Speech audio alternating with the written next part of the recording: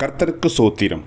இன்றைய வேதவசனம் 2 கொரிந்தியர் 3ஆம் அதிகாரம் 17ஆம் வசனம். கர்த்தரே ஆவியானவர். ஆமென்.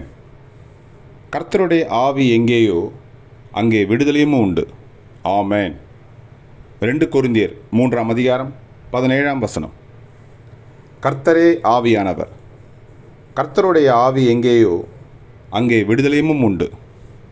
ஆமென். 2 கொரிந்தியர் 3:17. கர்த்தர் உங்களை ஆசீர்வதிப்பாராக, உங்களோடு கூட இருப்பாராக. ஆமென்.